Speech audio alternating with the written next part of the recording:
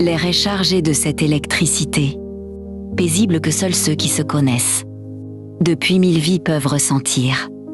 Nous ne sommes pas dans un film, juste assis sur un muret en pierre, face à l'horizon qui s'efface. Les retrouvailles des deux âmes sœurs, par Roger Kinouani. Tu as encore cette expression. Essaie de compter les étoiles avant même qu'elles ne soient sorties. C'est si prévisible que ça. Ce n'est pas de la prévisibilité, Léna. C'est de la reconnaissance. C'est comme si mon esprit avait un raccourci clavier pour comprendre le tien. Parfois, j'ai l'impression que je ne t'ai pas rencontré il y a 3 ans, mais que je t'ai juste retrouvé. Je sais ce que tu veux dire, Roger. Avant toi, le silence avec les autres était un poids. Il fallait le combler, l'excuser. Avec toi, le silence est un vêtement confortable. On n'a pas besoin de parler pour exister l'un pour l'autre.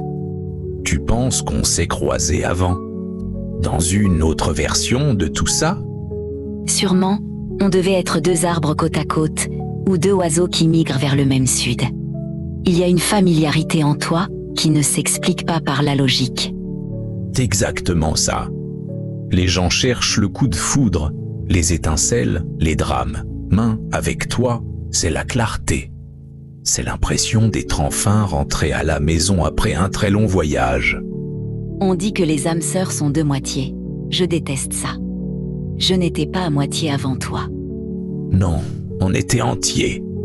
Tu es une âme entière, je suis une âme entière.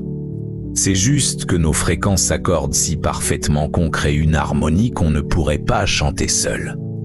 Promets-moi une chose, Roger, si on se perd dans la prochaine vie. Peu importe la forme qu'on prendra, cherche le signal. Je te trouverai même dans le noir complet. Léna, mon âme connaît le chemin par cœur. Cet échange souligne que l'amour entre 2 âmes sœurs ne réside pas dans la passion dévorante, mais dans la reconnaissance immédiate.